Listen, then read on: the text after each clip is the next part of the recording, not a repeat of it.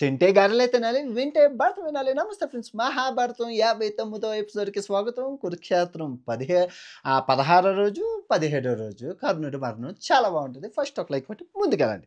అయితే ద్రోణాచార్యులు చచ్చిపోతారు కదా! 16 రోజు. సో, ద్రోణాచార్యులు చచ్చిపోవడంతో మొత్తం గుడారంలో అందరూను పాండవులు అందరూ సంబరాలు జరుపుకుంటారు గానీ, కౌరవుల్లోని మొత్తం బాధ.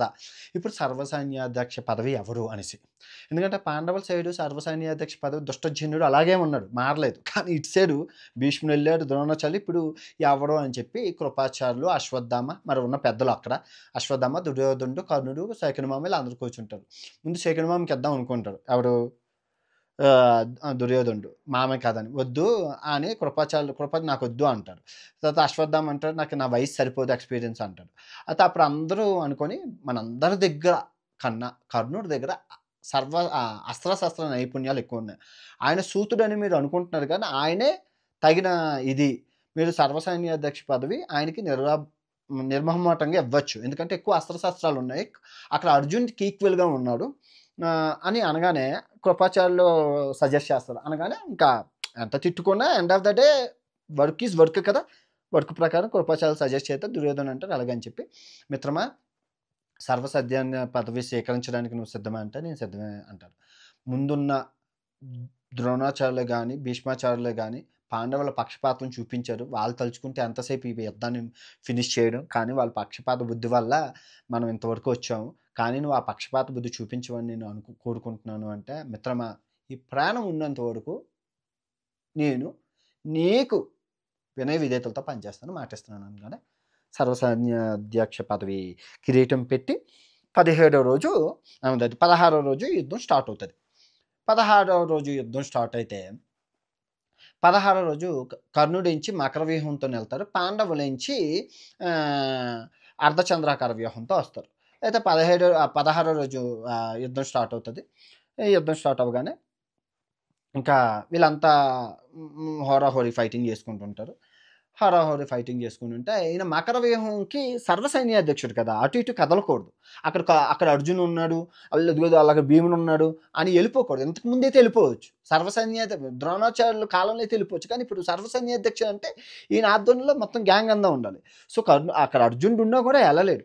ఎదురుగా వచ్చినోళ్ళని ఈ వ్యూహాలకు వచ్చినోళ్ళని ఎదురుగా ఫైట్ చేస్తుంటాడు. అలాగా నకులుడు కనబడతాడు. నకులుడు ఎదురవుతాడు ఆ వ్యూహానికి. నకులుడు ఎదురైతే మన కర్ణుడు యుద్ధం చేసి ఓడించేస్తారు. ఓడించేస్తే ఇంక నకులుడు ఎంత చిన్నోడు కదా! యుద్ధం చేయాలా పారిపోతుంటే బాణం ఉంటది కదా! బాణం కాదు ధనుస్సు ఉంటది కదా! ధనుస్సుకి ఇలా హోల్ ఉంటది కదా! అలా హోలేసి వెనక్కలాగి ఇప్పటికైనా అర్థమైందా? తోటి సమవుజ్జులతో యుద్ధం చేసుకోవయ్యా! నీకెందుకు ఎళ్లి మేకలు, ఆవులు అయన్నీ కాసుకొని ఎంజాయ్ చేసుకో. ఇక్కడ నీకెందుకు యుద్ధం? అని చెప్పి ఎళ్లి జీవితాంతం నేను పెట్టిన భిక్షతో బతుకని వదిలేస్తాడు. చాలా సిగ్గుతో నకులుడు వెళ్ళిపోతాడు.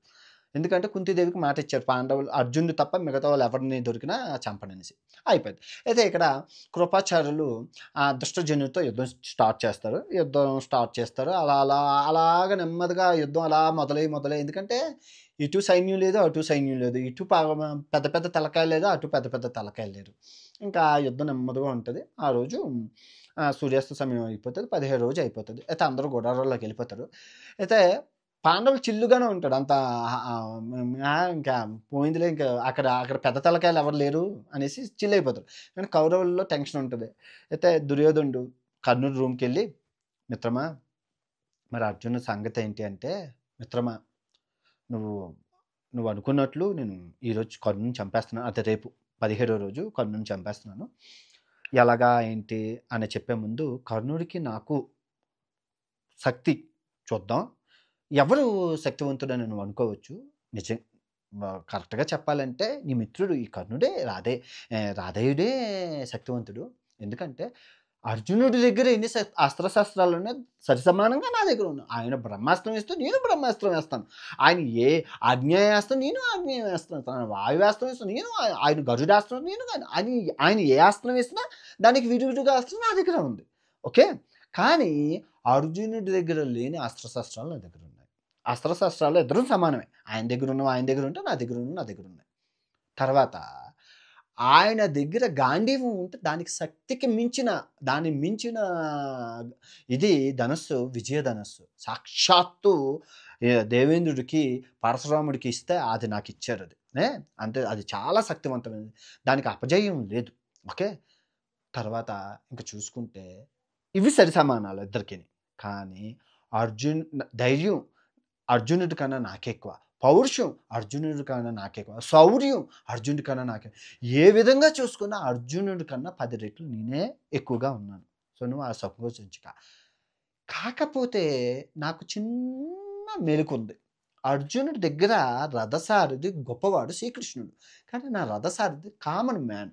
సో, నాకు గనక నువ్వు 17వ రోజు గనక శల్యుడిని ఎందుకంటే ఈ విశ్వంలో రథసారథుల్లో శ్రీకృష్ణుని మించిన రథసారథి శల్యుడు. శల్య మహారాజు. ఆ శల్య మహారాజును గనుక నాకు రథసారథిగా నువ్వు అరేంజ్ చేయగలిగితే 17వ రోజు అర్జునుడిని చంపి ఈ కురుక్షేత్రం 17వ రోజుతో క్లోజ్ చేసేసి నీకు ఈ విశ్వానికి రారాజుని చేస్తాను అని మాటిస్తారు. మాటిస్తే అదంతసేపు శల్య మహారాజుని నేను నాకు ఎలా బుట్టలో వేసుకోవాలో తెలుసుకో, రేపు నీకు రథసారథి గారు సెట్ చేస్తానని చెప్పి నాడని చెప్పి కర్ణుని వేసుకొని దుర్యోధనుడు శల్యుడి దగ్గరికి వెళ్తారు. శల్య మహారాజా నమస్కారం, నాకు ఒక వరం కావాలి. అదేంటంటే మీరు అర్జునుడికి సరి సమానమైన వాడు మన కర్ణుడు. అర్జునుడి దగ్గర ఎన్ని అస్త్రశస్త్రాలు ఉన్నాయో కర్ణుడి దగ్గర అన్ని అస్త్రశస్త్రాలు ఉన్నాయి. సో ఇద్దరు ఈక్వల్. కానీ రథసారథులు చూసుకుంటే అర్జునుడు రథసారథి శ్రీకృష్ణుడు, కానీ కర్ణుడు రథసారథి కామన్ మ్యాన్. మనం రథసారథిలో వీక్నెస్ అయిపోతున్నాం. ఎందుకంటే బండి బాగా డ్రైవర్ బాగా నడిపితేనే కదా వెనకాతల పాసెంజర్లు కానీ వీళ్ళు కానీ సీఎంలు కానీ పిఎంలు కానీ బాగుంటారు. కానీ ఆడే గుద్దేస్తే అటు ఇటు తేసేస్తే అది బాగోదు కదా. సో ఆ విధంగా చూసుకుంటే రథసారథి చాలా వీక్గా ఉన్నారు. మీరేమీ అనుకోరంటే కర్ణుడికి రథసారథి చేస్తారా అంటే శల్యుడు ఒక్కసారిగా కోపం వచ్చి ఏంటి దుర్యోధన మాట్లాడుతున్నావు, ఏదో నీకు సహాయం చేస్తున్నానన్న మాట ఇచ్చానని సహాయం చేస్తున్నానని ఒక సూతుడికి తక్కువ కులం వాడికి నన్ను రథసారథిగా చేయమంటావా? నా కులం ఏంటి వాడి కులం ఏంటి, ఎంత బతికి సూతుడికి రథసారథా? రథాలు తోలని అంటే డ్రైవర్ కింద పని చేయాలా ఆడి దగ్గర? ఎంతకన్నా నువ్వు ఇలాగే మాట్లాడావంటే నాకు యుద్ధం అక్కర్లేదు, నేను మా శల్య దేశం వెళ్ళిపోయి నేను హ్యాపీగా ఉంటాను, నాకెందుకు ఈ దరిద్రం, ఇంత బతికి అని అంటే దుర్యోధనుడికి తెలుసు శల్యుడు వీక్నెస్ పొగిడితే కిందకు జారిపోతాడు. అంటే అంటాడు శల్య మహారాజా జాగ్రత్తగా విను, ఈ విశ్వంలో రథసారథిలో నెంబర్ 1 రథసారథి ఎవరు అని అంటారు. ఎవరు అంటే ఇంకెవరు నేనే అంటాను. మీకు గుర్రం తోలడం వచ్చు, గుర్రం నాడి తెలుసు, గుర్రం గుండు చప్పుడు తెలుసు, అన్నీ తెలుసు. అక్కడ అర్జునుడు రథసారథి శ్రీకృష్ణుడు మించిన రథసారథి మీరని మీ దగ్గరికి వచ్చాం. ఓకే. ఇప్పుడు అక్కడ శ్రీకృష్ణుడు మించిన రథసారథి మీరని మీ దగ్గరికి వచ్చాను. 4 సార్లు అనేసరికి అర్థమవుతుంది, అమ్మో శ్రీకృష్ణుని కన్నా గొప్పవాణ్ణి నేనా, అవునా అని పొంగిపోతాడు. పొంగిపోయి మీరు వద్దు అంటే ఎవరో ఎదవని పెట్టుకుంటాం, కానీ మీరేం కంగారు పడకండి. అలా కాదు, శ్రీకృష్ణుని మించిన రథసారథి అన్నావు కాబట్టి నేను చేస్తాను అంటాడు. చూసారా పొగడ్తలకి ఎంత వీకో శల్యుడు. అందుకే పొగడ్తల ఆనందంలో పొగడ్తలకు లొంగిపోయి వాగ్దానాలు చేయకూడదు, వాగ్దానాలు చేస్తే చచ్చిపోతాం. ఓకే. అయితే అప్పుడు అంటాడు శల్యుడు, కర్ణుడు పక్కన పెడితే అస్త్రశస్త్రాలు గొప్పవాడే, సాక్షాత్తు పరశురాముడు శిష్యుడు, తప్పులేదు, వీరుడు. ఓకే, రేపు నేను సిద్ధం అంటాడు. అయిపోద్ది. సో 17వ రోజు యుద్ధం స్టార్ట్ అవుతుంది. 17వ రోజు యుద్ధం స్టార్ట్ అయితే మరి రారాజు కదా, ఈయన పనివాడు కాదు కదా, ఈయన వచ్చి నించుంటాడు, వాళ్ళిద్దరు వచ్చి నించుంటారు రథం ముందు. కాకపోతే దుర్యోధన జాగ్రత్తగా విను, నేను సూతుడిని కాదు, రథసారథిని కాదు, నా వృత్తి అది కాదు, నేను రారాజుని మహారాజుని. నువ్వు చెప్పావు కాబట్టి కర్ణుడికి రథసారథిగా పనిచేస్తున్నాను. కానీ నా స్వేచ్ఛ నాకు ఉంటుంది, నాకు నచ్చినట్లు నేను మాట్లాడతాను. అంతేగాని నువ్వు మాట్లాడావు కదా, ఎందుకు అలా మాట్లాడావు, ఎందుకు నన్ను ఇలాగన్నావు, ఎందుకు నన్ను తిట్టావు అంటే నేను రథం దిగి వెళ్ళిపోతానండి. ఒక్క మాట కూడా నేను పడను, ఎందుకంటే నేను తక్కువ జాతివాడిని కాదు, నాది అగ్రవర్ణం. సో నేను మాట పడను, గుర్తుపెట్టుకో.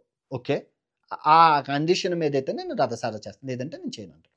ఆ కండిషన్ పెట్టేసరికి కర్ణుడు అంటాడు, అయ్యయ్యో! మహారాజా మీకు నచ్చినట్లు మీరుండండి. మీ స్వేచ్ఛ మీకిస్తున్నాను. మీకేం చేస్తే అది చేయండి. కానీ రథసారథులు జాగ్రత్తగా చేయండంట. అలాగే అంటారు. ఇద్దరు రథం ఎక్కుతారు. రథం ఎక్కి 17 రోజు యుద్ధం స్టార్ట్ అవుతది. కర్ణుడు మంచి ఊపు మీద ఉంటారు. అటు సైడ్ పాండవులు కూడా యుద్ధం స్టార్ట్ ఆళ్ళు ఊపు మీద ఉంటారు. అయితే ధర్మరాజుకి మాటిచ్చారు ఈయన వాగ్దానంలో. అటుండి ఇటు యుద్ధం చేసి కర్ణుడు రథసారథి చేయాల్సొచ్చినప్పుడు యుద్ధం చేసే సమయంలో సూటిపుటి మాటలు మాట్లాడి ఆయన్ని నిరుత్సాహపరచమని. ఆ వాగ్దానం గుర్తొచ్చి ఫస్ట్ స్టార్ట్ చేస్తారు. అయినా కర్ణ నువ్వు అర్ధరథుడు కదా! మరి ఇప్పుడు సర్వసైన్యాధిప పదవి స్వీకరించావు కదా అనంటే, ఎవరండి చెప్పారు మీకు నేను అర్ధరథుడినని? అలా అనొచ్చా? అంటే, లేదు భీష్మాచార్యులు, కృపాచార్యులు వీళ్ళందరూ అంటుంటారు. అర్ధరథుడే అంటారు నిన్ను. నువ్వు ఈక్వల్ కాదు, రాజులకి ఈక్వల్ కాదంటే, ఊరుకోండి సార్, నడండి సార్ అంటారు ఫస్ట్ అయిపోయింది. ఆ తర్వాత అంటారు కన్నా ఇప్పుడు ఎవరు పాంచాల రాజుల సైడ్ తీసుకెళ్ళాలా? లేదంటే ద్రుపద మహారాజు సైడ్ లేకపోతే సాత్విక సైడ్ తీసుకెళ్ళాలా యుద్ధం చేయడానికంటే, లేదా అర్జునుడి వైపు తీసుకెళ్ళండి మన రథాన్నంటే అంటారు, ఏది అర్జునుడే? అంత అంత పెద్ద వీరుడితో మనకెందుకే యుద్ధం? నీ బోటి వాళ్ళతో, నీ తోటి సావాసులతోని యుద్ధం చేయవయ్యా. అర్జున్‌తో ఎందుకు చచ్చిపోతావయ్యా అంటే, ఇదిగోండి మీరు అలా నిరుత్సాహపరచకండి సార్. మీరు అలాగా అంటారేంటి? అర్జున్‌కి సరిసమానం నేను అనుకుంటుంటే, మీరు కాదని చెప్పడానికి మీరెవరండి? నాకు తెలియకడుగుతాను. సాత్వికి వాళ్ళతో యుద్ధం చేసుకోమని, దుష్టజనుడితో యుద్ధం చేయమని మీరెందుకండి చెప్తారు? తీసుకెళ్ళండి అర్జునుడి దగ్గరికి అంటారు. తీసుకెళ్తారు 2. 3 అంటాడు, ఈరోజు శకునాలు బాగోలేవయ్యా. నక్కలన్నీ అరుస్తున్నాయి. గుడ్లగూబలు ఎగురుతున్నాయి. అంటే ఈరోజు నువ్వు చచ్చిపోతావని నాకు అనిపిస్తుందయ్యా అంటే, ఇదిగోండి మీరు ఏ ఉద్దేశంతో అంటున్నారో నాకు అర్థమైపోయింది. మీ ఇష్టం మీరనండి తప్పులేదు. కానీ గుర్తుపెట్టుకోండి. ఒక వీరుడిని ఇలా సూటిపోటి మాటలతో నిందించడం, అది కథన రంగంలోనే అదే రథసారథిగా ఉంటే చాలా పాపం. మీరు చేస్తుంది చాలా పాపం మూట కొట్టుకుంటారు. నేనేమనను నడండి అంటారు. నడండి అంటే తర్వాత అంటారు, అలా ఎళ్తూ ఆహ్, ఆహ్, వెళ్తూ ఉంటా అంటారు, "నువ్వు నిజంగానా నీ దగ్గర అస్త్రశస్త్రాలున్నాయా?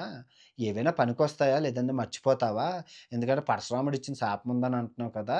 అసలు యుద్ధం చేస్తావా? చేయగలవా? అవుతదా? లేదంటే చచ్చిపోతావా?" ఎన్నో సూటిపోటి మాటలతో అంటుంటే అంటాడు, "ఇదిగోండి ఇంకొక్క మాట మాట్లాడను. ఎందుకంటే ఈయనకి కోపమొస్తది. అన్ని సార్లు ఎవరైనా అంటే కోపం పడతారు. అర్జున్ కర్ణుడు అంటాడు, "ఇంకొక్క మాట మాట్లాడినా నా గద తీసుకొని మీ నెత్తి పగలగొట్టేస్తాను. తర్వాత మరి గుర్తుంచుకోండి. ఎక్కువ మాట్లాడకండి. మీరు రథసారథి చేయండి అంతే. మీరు నన్ను ఇలా దెప్పడానికా వచ్చారు, అలా తిట్టడానికా వచ్చారు" అని గట్టిగా అంటాడు. వార్నింగ్ ఇస్తాడు. ఇవ్వాలి తప్పులేదు. అంటే ఇంక శల్యుడు సైలెంట్ అయిపోయి ఎళ్తూ ఉంటాడు. అర్జునుడి దగ్గరికెళ్తున్న దారిలో ధర్మరాజు ఎదురవుతాడు. ధర్మరాజు ఎదురైతే ధర్మరాజుతో హోర యుద్ధం చేసి ధర్మరాజు నోరు ధర్మరాజు పారిపోతుంటే పట్టుకొని, "ధర్మరాజా గుర్తుపెట్టుకో వీరప్రయోగాలు పలకడం కాదు, యుద్ధం చేత కాదు. నేను పెట్టిన క్షమాభిక్షతో బతుకు జీవితాంతం. హ్మ్. వెళ్ళిపోయాయా ఎళ్లి ఎవడికో పేకాట ఆడడమో, లేదంటే పాచికలు ఆడుకోవడమో, ఏదో ధర్మ సూత్రాలు చెప్పుకోవడం, జాతకం, జ్యోతిష్యం చెప్పుకో. ఎందుకు నీకు ఈ యుద్ధం చేతకాని వాడివి" అంటే ధర్మరాజు చాలా సిగ్గుతో వెళ్ళిపోతాడు. ఎందుకంటే కుంతిదేవికి మాటిచ్చాడు. పాండవులను చంపను, నలుగురిని చంపనని. అయిపోయింది. ఇలాగెళ్తుంటే భీముడికి దుశ్శాసనుడు ఎదురవుతాడు. దుశ్శాసనుడు ఎదురైతే అమ్మ భలే దొరికావురా అని చెప్పి తీసుకొని గదతో కొట్టి ఆన్ ద స్పాట్ చంపేస్తాడు. చంపేసి గుండెలు తీల్చి రక్తం తీసి జుట్టుకి అన్నీ రాసుకొని, ఆ రోజు ద్రౌపదికి మాటిచ్చాడు కదా! ఆ రక్తం నిన్ను ఒళ్ళంతా పూసుకొని నీకు జుట్టుకి రాస్తానని ఒళ్ళంతా రక్తం తీసుకొని ఒళ్ళంతా రాసుకుంటూ డాన్స్ ఏస్తుంటాడు భీముడు. రక్తం రాసుకుంటాడు బాడీ లోషన్ లాగా. కొబ్బరి నూనెలాగా రక్తం. దుశ్శాసన రక్తం. దుశ్శాసన చచ్చిపోయాడని తెలుసుకున్న దుర్యోధనుడు చాలా బాధపడతాడు. అశ్వత్థామ అంటాడు, "ఏమి దుర్యోధన యుద్ధం ఆపేసి మనం పాండవులకి ఆర్తరాజ్యం ఇచ్చేద్దామంటే, నా తమ్ముడు దుశ్శాసన చచ్చిపోయినా కూడా నువ్వు ఇంకా బేరసారాలు చేస్తున్నావా? చెయ్యవయ్యా యుద్ధం చెయ్యవయ్యా. ద్రోణాచార్యుల పుత్రుడు అని చెప్పడం కాదు. యుద్ధం చెయ్యవయ్యా" అంటే యుద్ధం స్టార్ట్ చేస్తాడు. అయిపోయింది. అయితే ఇలా వెళ్తున్నాను అర్జునుడికిని ఆహ్, కర్ణుడు ఎదురుబెదురవ్వగానే, "దా సవ్యసాచి అర్జునా! శపథాలు చేయడం కాదు, కథన రంగంలో ఎదురుబెదురు పడ్డం. నీ ప్రతాపం చూపించు, నా ప్రతాపం చూపిస్తానని కర్ణుడు ఛాలెంజ్ ఇసురుతాడు. అప్పుడు అర్జునుడు అంటాడు, "నేను కూడా సిద్ధమే కర్ణ. నేను నీకోసం నువ్వు చెప్పిన దానికి నేనేం భయపడట్లేదు. దా చూపించు నీ ప్రతాపం" అంటే శల్యుడితో అంటారు. అయితే ఇలా జరుగుతున్న సమయంలో శల్యుడు అంటాడు, శల్యుడితో అంటాడు కర్ణుడు, "శల్య ఇప్పుడు అటు సైడు అర్జునుడు నన్ను చంపేస్తే నువ్వేం చేస్తావు అంటే, ఏముంది నా యుద్ధాలన్నీ చేసుకొని వాళ్ళతో యుద్ధం చేస్తానంటాడు. చాలురా బాబు సంతోషం. ఇదొక్కటి కొంచెం పాజిటివ్ కనపడ్డది. అయితే ఇంతలో ఎవడో వచ్చి చెప్తాడు, "ఏంటి మీ కొడుకు చచ్చిపోయాడండి" అని అంటారు. అబ్బా! ఆ మాట విని ఇంకా ఉత్సాహం వచ్చిందని మళ్ళీ దిగిపోతాడు. మళ్ళీ మన శల్యుడు ఉన్నాడు కదా! "కొడుకు చచ్చిపోయాడటయ్యా! నువ్వు కూడా చచ్చిపోతే ఇద్దరు స్వర్గలోక ప్రాప్తిస్తావు" అని అంటే ఇంకేమంటాడు? ఎన్ని సార్లైనా కుక్కతోక వంకర. ఈయన ఫిక్స్ అయిపోయి వచ్చాడు ఈయన్ని దెప్పడానికి. ఇంకా అలాగయిపోతారు. అయితే ఫస్టు యుద్ధం ఇద్దరు వాయువ్యాస్త్రం వేస్తారు. ఆయన అగ్నేయాస్త్రం వేస్తారు. ఈయన గరుడాస్త్రం, నాగాస్త్రం అన్ని అస్త్రాలు యేసుకుంటారు విరుగుడు. అయితే ఇలా యేస్తుంటే శ్రీకృష్ణుడు అంటాడు అర్జునుడితో, "ఇలాగా నువ్వు కర్ణుడికి టైం ఇచ్చావంటే ఆయన ఉత్సాహం రెట్టించిపోయి మనల్ని చంపేస్తాడయ్యా! నువ్వు అంత టైం ఇవ్వకూడదు. కర్ణుడిని దొరికినప్పుడు యేసేసేయి. నీ దగ్గర ఉన్న అస్త్రశస్త్రాలు ఉన్నాయి. ఏదో ఒకటి ప్రయోగించి చంపేసేవయ్యా" అంటే అప్పుడు బ్రహ్మాస్త్రం వేస్తాడు అర్జునుడు. బ్రహ్మాస్త్రం వేస్తే కర్ణుడి దగ్గర లేదేటి బ్రహ్మాస్త్రం. కర్ణుడి దగ్గర కూడా ఉంది బ్రహ్మాస్త్రం వేస్తాడు. బ్రహ్మాస్త్రం విరుగుడు. అప్పుడు అర్థమైపోతుంది. అయితే పెద్ద అస్త్రాల్లోకి వచ్చాడు అర్జునుడు అని చెప్పి ఈయన దగ్గరున్న నాగాస్త్రం ఒకటి అంటారు. ఆ నాగాస్త్రం ఎక్కడొచ్చింది అంటే అర్జునుడు, శ్రీకృష్ణుడు కాండవ దహనం చేసేటప్పుడు ఆ పాము ఒకటి ఎగిరిపోతుంది. ఆ పాము. ఓకే. ఆ పాము తక్షకుడు భార్య ఎగిరిపోతుంటే తక్షకుడు కొడుకు ఆ పాము బతికిపోతాడు. ఆ దేవేంద్రుడు కాపాడుతాడు. ఆ పాము సో అర్జునుడి మీద పగ పెంచుకొని కర్ణుడు అమ్ముదు పొలులో ఉంటాడు. అంటాడు, "ఈ పాము నువ్వెప్పుడు చంపినా నేను కర్ణుని చంపేస్తాను. ఎళ్లి చంపేస్తాను" అంటాడు. అది తీస్తారు. ఆ అస్త్రం తీసి ఆ నాగపాము అస్త్రం తీసి అర్జునుడు కంఠానికి పెడతాడు. చచ్చిపోతాడు. కర్ణుడు చచ్చిపోతాడు. కంఠానికి గురి పెడతాడు. గురి పెడితే అప్పుడు శల్యుడు అంటాడు, ఇదిగో నీ గురి తప్పుతుంది. జాగ్రత్త చూసుకో. నువ్వు పెట్టలేదు గురి" అంటే, "ఊరుకో శల్య మహారాజా! చేతకాని వాళ్ళలాగా రోజు నన్ను దెప్పడానికే పుట్టావు. ఇక కర్ణుడు గురి తప్పుతుందా? ఇంత అస్త్రశస్త్ర నైపుణ్యం నాకు గురి పెట్టడం తెలీదు. చేతకాని వాడా! ఛీ! నీ జన్మ చెడ" అని చెప్పి తిడతాడు. అయితే ఈ కన్వర్జేషన్‌లోని బాణం ఇలా పెట్టినాడు. ఇలా దించితే అప్పుడు శ్రీకృష్ణుడు చూస్తాడు. ఇదేంటి కర్ణుడు బాణం గురిపెట్టి కిందకి దించారంటే పెద్దదే ఏస్తున్నాడు అని చెప్పి ప్రిపేర్ అయిపోతాడు శ్రీకృష్ణుడు ప్రిపేర్ అయిపోయి వెంటనే గురిపెట్టి ఏస్తే అది అర్థమైపోతది నాగాస్త్రం అని చెప్పి. ఎందుకంటే శ్రీకృష్ణుడికి తెలుసు కదా! నాగాస్త్రం వస్తుందని చెప్పి కర్ణుడి కంఠానికి గురిపెట్టారని చెప్పి 5 అడుగులు కరెక్ట్‌గా 5 అడుగులు అంటే ఇంత 5 అడుగులు రథాన్ని శ్రీకృష్ణుడు కాలుతో గట్టిగా అనిస్తాడు. అనిస్తే అస్త్రం 5 అడుగులు కిందకెళ్ళిపోతుంది. ఇక్కడ పెట్టిన గురి 5 అడుగులు కిందకి పెట్టేసరికి ఇక్కడ తగులుతుంది. కిరీటానికి తగిలి పడిపోతుంది. ఆ కిరీటం ఇంద్రుడు ఇచ్చిన కిరీటం. అది పడిపోయేసరికి ఇంకా ఆ పాము పగ తెలుసు కదా! చాలా పవర్‌ఫుల్. మళ్ళీ పాము ఆయన దగ్గరికెళ్ళి అంటది, "ఇదిగో శ్రీకృష్ణుడు మాయ చేశాడు. ఇంకోసారి ప్రయోగించి ఈసారి చంపేస్తాను" అంటాడు. అంటాడు, లేదు. ఒక అస్త్రాన్ని ఒకసారే ప్రయోగించాలి. అలా అన్ని సార్లు ప్రయోగించకూడదు. పర్వాలేదులే" అని చెప్తాడు. "నా దగ్గర ఇంకో అస్త్రం ఉంది. భార్గవాస్త్రం వేస్తాను. ఈసారి అర్జున్ చచ్చిపోతాడు." భార్గవాస్త్రం కోసం ప్రయత్నిస్తాడు. భార్గాస్త్రం మంత్రం ఎంతకీ రాదు. ఎంత భార్గాస్త్రం అని తెలుస్తది. మంత్రం రాదు. రాకపోతే అప్పుడు యమధర్మరాజు ఆకాశం నుంచి వచ్చాడు. యమధర్మరాజు వచ్చాడంటే ప్రాణం పోయిందని కర్ణుడితో అర్థం. వచ్చి, "మీ రథం కిందన దిగిపోతుంది. నువ్వు ఇంకొద్ది క్షణాల్లో చచ్చిపోతున్నావు" అని గట్టిగా అంటాడు. ఆకాశవాణి రూపంలో అంటాడు. అప్పుడు కర్ణుడికి అర్థమైపోతది. అమ్మా నాకు శాపాలన్నీ వచ్చేస్తున్నాయి. అందరూ ఇచ్చిన శాపాలు ఇప్పుడే నెరవేరుతున్నాయని చెప్పి కరెక్ట్‌గా ఇంకా బాణం ఎక్కుపెట్టే టైంకి రథం కిందకెళ్ళిపోతది. రథం కింద నుంచి శల్యుని అంటాడు, "రథం తీయి" అంటే, "నేను తీయను దుబ్బే" అంటాడు. తీయంటే ఈయనే రథం కిందకి దిగి రథాన్ని ఎత్తుతుంటే ఆ రథాన్ని ఎత్తుతుంటే అది అర్జునుడు బాణం వేయడానికి సిద్ధమవుతుంటే, "అర్జున అధర్మ యుద్ధం చేయకు. నాకు నిరాయుధుడిని అయిపోయి ఆ రథం నాకు కిలుకుంది. ఒక 5 నిమిషాలు టైం ఇస్తే రథం ఎత్తి పక్కన పెడతాను. యుద్ధం చేద్దుం" అంటే, లేదు. అంటే అప్పుడు శ్రీకృష్ణుడు నవ్వుతాడు. నవ్వి అంటాడు, "ధర్మం గురించి, ధర్మయుద్ధం గురించి, అధర్మ యుద్ధం గురించి నువ్వా మాట్లాడుతున్నావు? మరి అభిమన్యుడిని వెనకత నుంచి చంపేసావు తప్పులేదా? ఆ! తర్వాత ఘటోత్కచుడిని చంపేసావు తప్పులేదా? నువ్వా మాట్లాడుతుంది ఆ ధర్మయుద్ధం కోసం? అర్జున ఒక్క నిమిషం వెయిట్ చేయకుండా ఆయన చంపేసా" అంటే అప్పుడు అర్జునుడు ఒక మంచి దివ్యాస్త్రాన్ని ప్రయోగించి కర్ణుడి తల తీసేస్తాడు. కథ సమాప్తం. కర్ణుడే కదా! కర్ణుడు ఉన్నాడనే కదా యుద్ధం స్టార్ట్ చేశాడు దుర్యోధనుడు. తల ఎగిరిపోతది. తల ఎగిరిపోయినప్పుడు అందులో నుంచి ఆ జ్యోతి ఉంటది కదా! సూర్యజ్యోతి. ఆ సూర్యజ్యోతి అలా పైకొచ్చి సూర్యుడిలో లీనమైపోతది. సూర్యుడిలో లీనమైపోయేసరికి కొడుకు చచ్చిపోయాడన్న బాధతో సూర్యుడు అస్తమించేస్తాడు. ఇంకా టైం ఉన్నా కూడా అస్తమించేస్తాడు. సూర్యాస్త సమయం కర్ణుడి మరణంతో మొత్తం కథ సమాప్తం. 17వ రోజు అయిపోతది. సో, శల్యుడు ఎళ్ళిపోయి చచ్చిపోయాడు కదా! ఇంకేమంటాం దెప్పుతాం. ఎళ్లి దుర్యోధనుడితో అంటారు, "దుర్యోధన గొప్పోడయ్యా కర్ణుడు. ఏం ఏం ఫైటింగ్ చేశారు అర్జున్‌తోని. గ్రేట్ అయ్యా అస్త్రశస్త్రాలకన్నీని. కానీ ఆయన ఈ రథసారథి చేస్తున్నప్పుడు బ ఆయనకొచ్చిన శాపాలు, ఆయనకొచ్చినవన్నీ చెప్పాడయ్యా ఆయన కదా! ఆయన జీవితం అన్నీ కష్టాలమయం. పాపం అన్ని శాపాలు, బాధలు, కష్టాలు, దానికి తోడు చెడు సావాసాలు. నిజంగా పాండవుల సైడ్ ఉండుంటే ఈ పాటికి అసలు మహారాజు అయ్యేవాడయ్యా. కానీ గొప్ప యుద్ధం చేసి చచ్చిపోయాడు నీ స్నేహితుడు. గొప్పోడయ్యా అని చెప్తే శల్యుడు దానికి దుర్యోధనుడు ఒకటే ఏడుపు, ఒకటే ఏడుపు, ఒకటే ఏడుపు. ఓకే. ఈ కథలో నీతేంటి? ఆనంద సమయాల్లో వాగ్దానాలు ఇవ్వకూడదు. నువ్వు హ్యాపీగా ఉండేటప్పుడు గుర్తుపెట్టుకో. నాలో అదుపులో పెట్టుకొని వాగ్దానాలు ఇవ్వక. కోపంలో ఉండేటప్పుడు తిట్టక, ఆనందంలో ఉండేటప్పుడు వాగ్దానాలు ఇవ్వక. అది నీ చావుకొస్తది. శల్యుడు ఆనంద సమయంలో వాగ్దానాలు ఇవ్వడం వల్ల రేపు చచ్చిపోబోతున్నాడు. ఓకే. 18వ రోజు ఏమైంది అన్నది రేపు తెలుసుకుందాం. కథ కంచికి మనం ఇంచికి. Bye bye.